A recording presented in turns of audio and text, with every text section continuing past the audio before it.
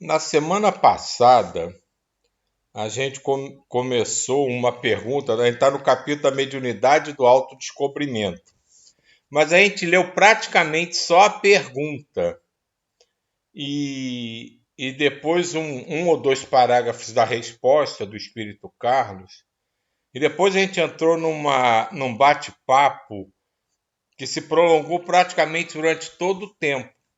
Então eu achei que a gente pode recomeçar, né, da pergunta e entrar de novo na resposta, para a gente relembrar, né, o início de toda aquela discussão na semana passada e aí seguir em frente com novas colocações que eu tenho certeza que serão profundamente proveitosas para todos nós. Andréia é minha leitora favorita. Você está disposta a ler hoje? Eu tô doida para ler hoje. Então, deixa eu botar aqui e nos encante com sua voz de rouxinol. Eita, Silvio. Vamos lá. É aqui mesmo, tá? Ok. Eu leio bem, né? A começar do bem ou do VRC? Não, pode ser daqui, do é interessante mesmo. Tá. É interessante notar que a mediunidade ostensiva, em certas ocasiões, faculta a abertura de brechas psíquicas que interconectam o inconsciente, de onde emergem as experiências pretéritas equivocadas ao campo consciencial em vigília. Some-se a isso o contato vibratório com as entidades sofredoras, ampliando a carga de impressões desarmônicas sobre os campos mentais do sensitivo. Embora pareça algo difícil de ser contornado, a doutrina dos espíritos sugere iniciativas oportunas a serem levadas em conta, com vista a reduzir a sintomatologia opressiva que, porventura, comprometa o sujeito e, consequentemente, abrandar o receio da atividade mediúnica.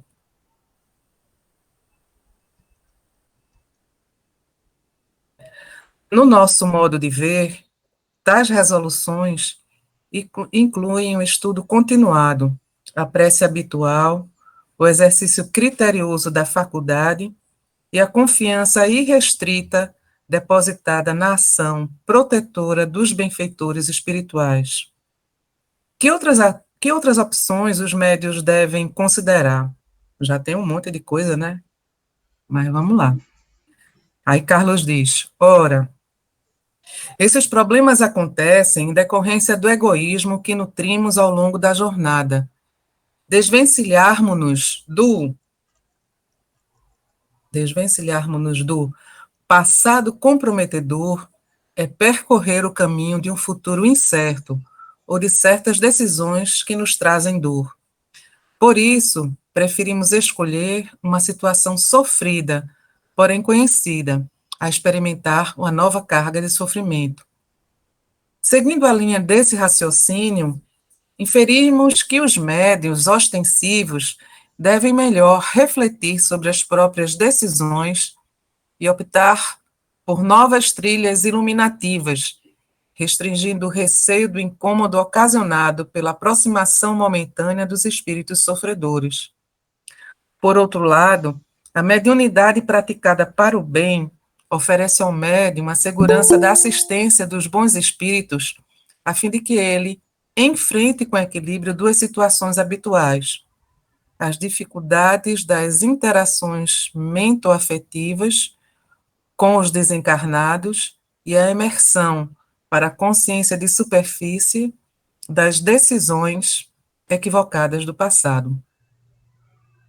Acreditamos ser bem melhor experimentar-se a si mesmo, vinculado aos espíritos amoráveis, no trato das questões interiores, do que perder a oportunidade de deixar que aflore em reencarnação futura o lamentável engano da negação em trabalhar para Jesus.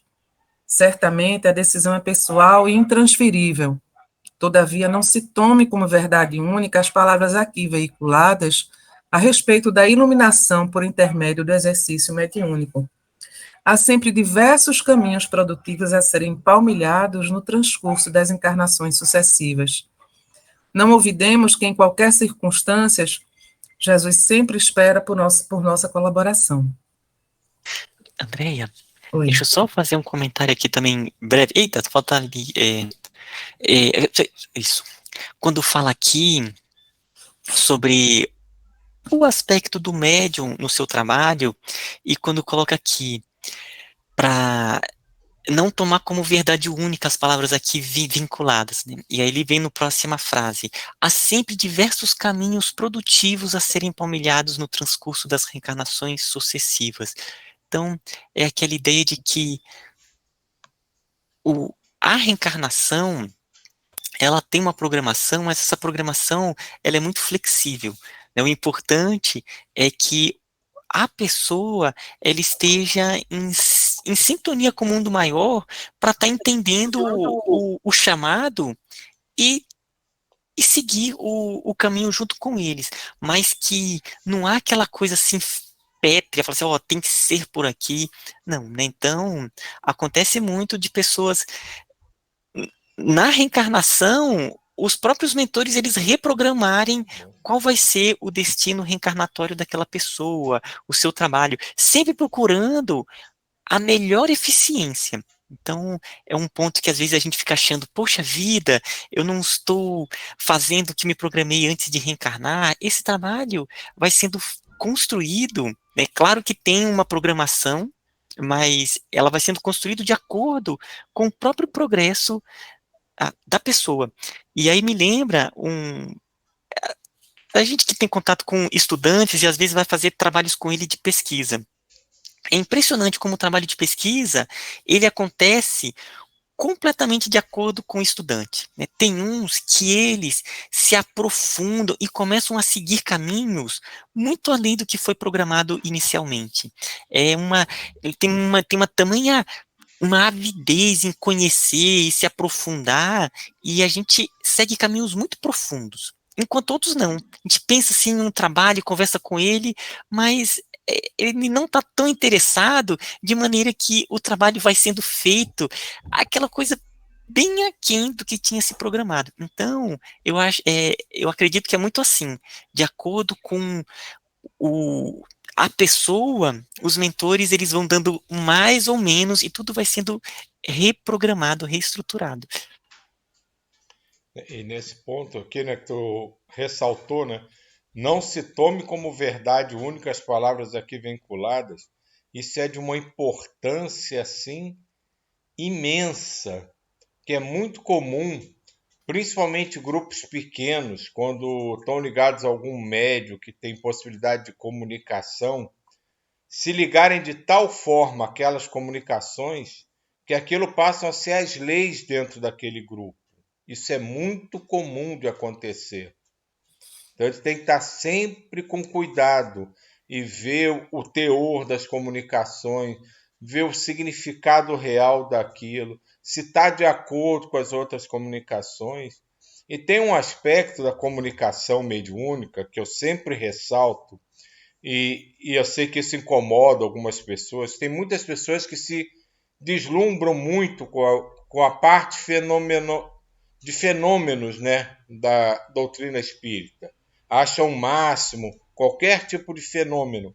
E as comunicações são, a gente pode dizer, as mais comuns.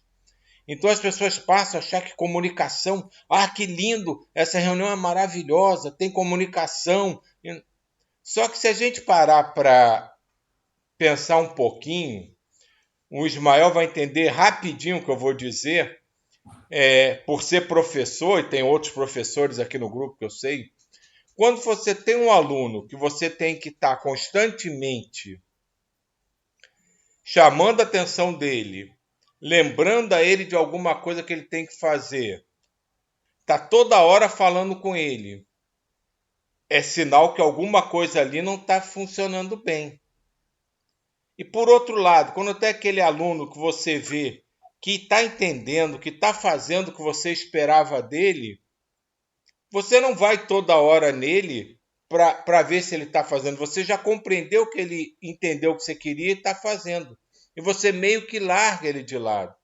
E as pessoas não compreendem isso. Acho que quanto mais, a maioria, na verdade, dos espíritas, inclusive, acho que quanto mais comunicação, mais a espiritualidade está prestando atenção em você. E a gente tem que parar e pensar com calma e entender que quanto mais comunicação a gente recebe, é sinal que a gente continua não fazendo o que tem que fazer e precisa estar sendo lembrado o tempo todo.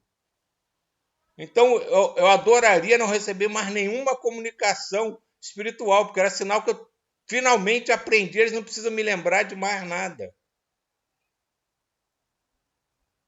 Então, esse é um ponto que você tem que se pensar muito e lembrar dos seus tempos de professor. O professor só ia até você quando você tinha dúvida, não tinha entendido. Depois que você entendeu, ele meio que te largava de mão. E é assim que a espiritualidade faz. Se a espiritualidade está muito debruçada em cima de qualquer um de nós, é sinal que a gente continua com dificuldade na lição que eles estão dando.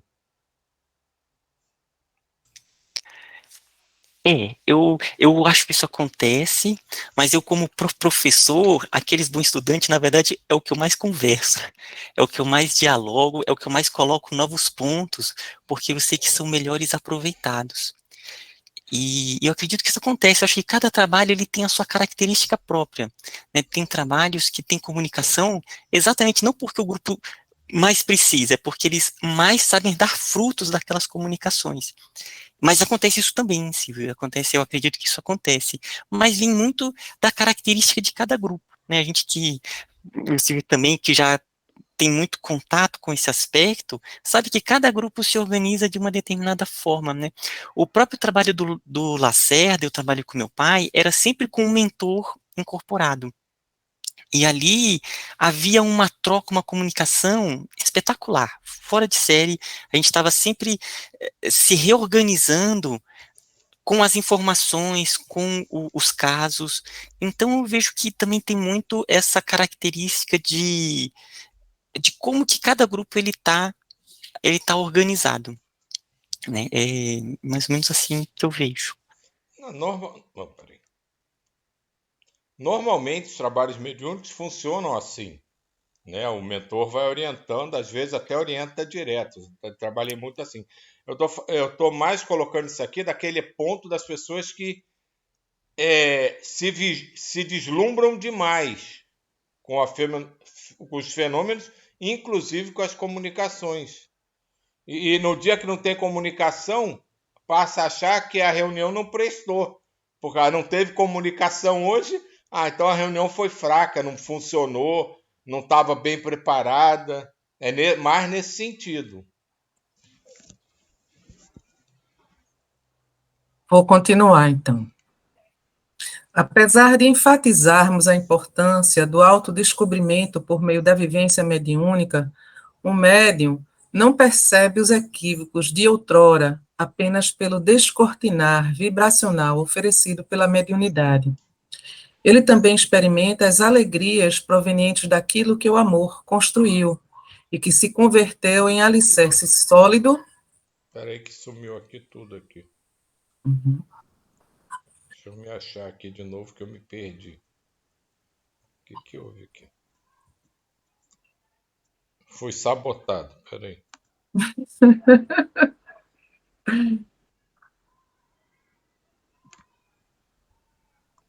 Subiu.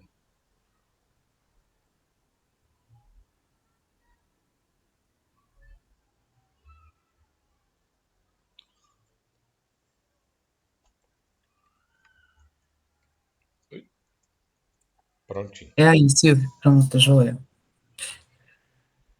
Então, ele também experimenta as alegrias provenientes daquilo que o amor construiu e que se converteu em alicerce sólido de revigoramento para a vida. Queridos... Oi, pois não, Diva? Eu acho, assim, interessante isso, porque todas as vezes a gente ouve falar muito das dificuldades, das coisas difíceis que a gente fez nas outras vidas, nos erros, em tudo, né? Só que às vezes esquece que também teve muito amor nas outras vidas, muitas experiências que também nos enriqueceram, nos fizeram muito bem. E eu acho que deve ter uma balançazinha aí meio equilibrada nessa história, né?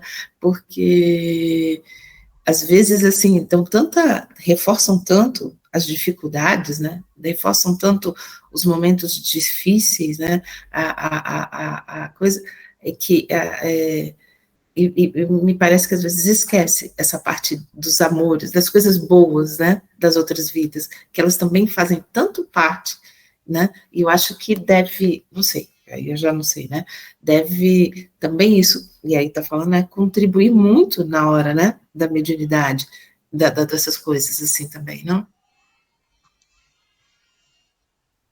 Diva, que parada maravilhosa com esse comentário que você fez, assim, para mim foi um bálsamo, sabe?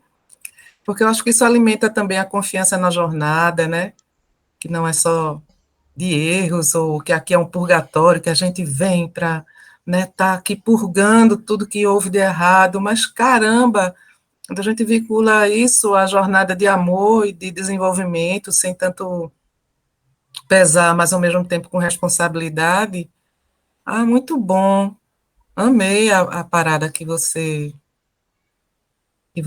fez agora.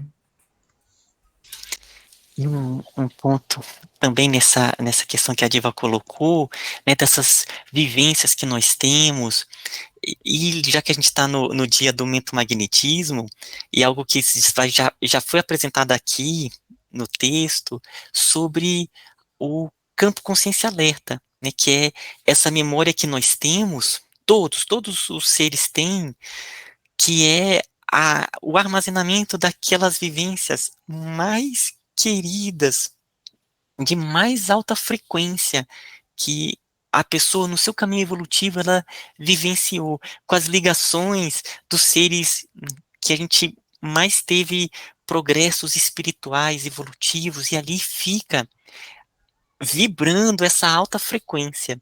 Então, é bem essa questão que a Diva colocou, né? Então, claro que essas vivências, elas fazem uma influência impressionante na balança, né? Inclusive, o que eles colocam no magnetismo como maior ponto é ativar essa região de questões tão queridas e elevadas que cada pessoa tem.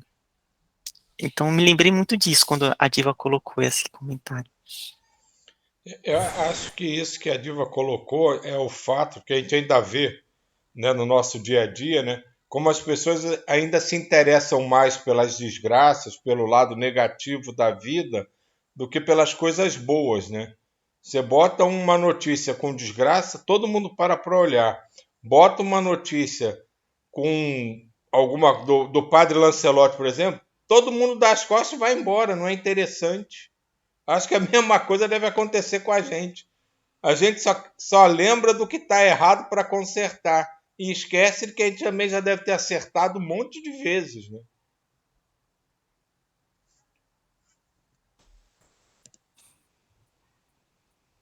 Ó, queridos tarefeiros, a mediunidade não é embaraço para a presente encarnação, mas um passo seguro no sentido de se divisar perspectivas de renovação. É encontrar-se com Jesus ao amparar-se na compassividade acionada em proveito dos irmãos necessitados de afeto. É ainda a oportunidade de crescimento espiritual, ao firmar com empenho corajoso a renovação de seus propósitos para com a própria vida.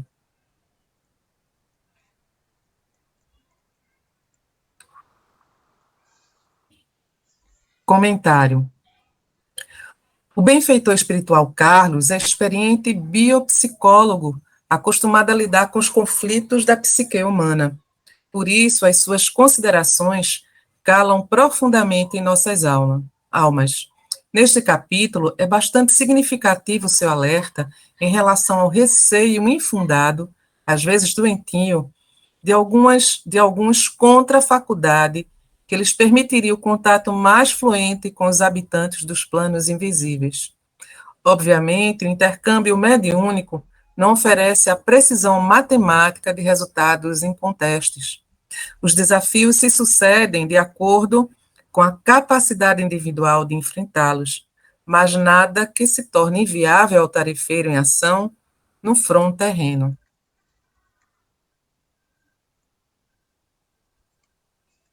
Mediante o cultivo da confiança em Deus e o interesse em auxiliar os estropiados do caminho, aos poucos, afloram no médio as qualidades afetivas agasalhadas em seu mundo interior, detalhe que lhe confere maior proteção dos mentores e salvaguardas contra as investidas dos espíritos oportunistas. Infelizmente, vigora o conceito de que a mediunidade ostensiva só é concedida ao indivíduo imperfeito para que, mediante experiências dolorosas, ele cumpra o propósito de sua evolução espiritual. Ora, em verdade, expressivo contingente humano é constituído de criaturas imperfeitas, mas nem por isso os mais conscientes recuam ante o desconhecido, nem maldizem os reptos que a existência habitualmente lhes reserva. É preciso entender que a mediunidade... onde estamos? Me perdi. É preciso entender que a mediunidade é chance misericordiosa de Deus em prol da criatura, para que ela melhor compreenda as causas das aflições humanas e se capacite a desenvolver qualidades compassivas, abdicando progressivamente da ancestral indiferença ao sofrimento do semelhante. Uma desventurada causa de remorso é o sujeito descobrir tardiamente que a faculdade não é fator de sofrimento, porém, lhe de uma oportunidade de crescimento espiritual na senda iluminada do progresso. Ademais, o exercício consciente e bem fundamentado da mediunidade ostensiva desperta o sentimento de religiosidade e consolida a disposição piedosa em favor dos encarnados e desencarnados. Por isso é uma lástima quando o médium se intimida diante do chamamento, por receio de enfrentar transtornos, os quais dependem muito mais de reverberações tormentosas emergentes de seu próprio inconsciente do que aqueles resultantes de influências espirituais perturbadoras.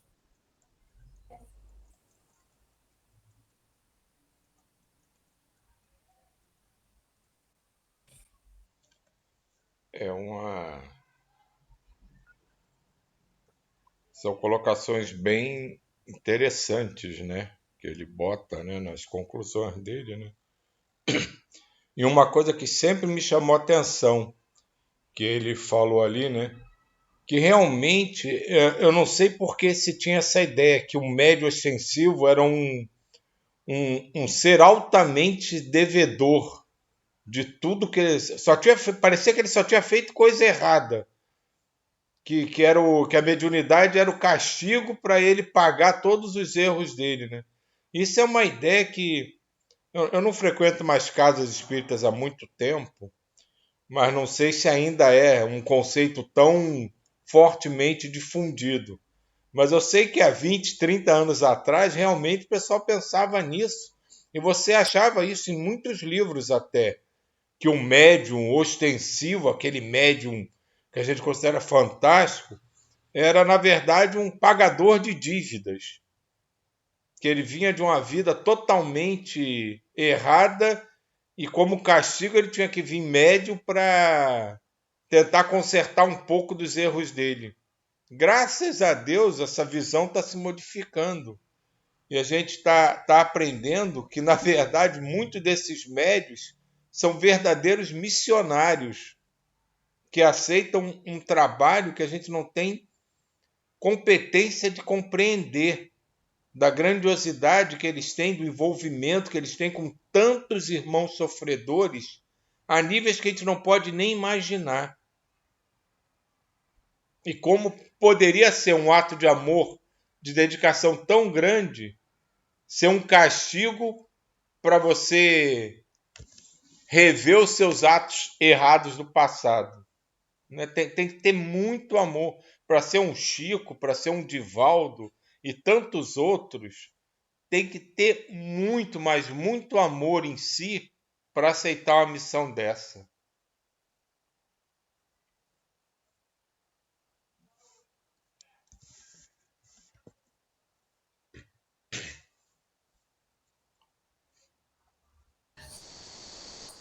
Então, no próximo encontro, na quarta-feira, a gente vai falar sobre complexidade da dinâmica mediúnica. Promete. Deve ser facilzinho, né? Cenas dos próximos capítulos.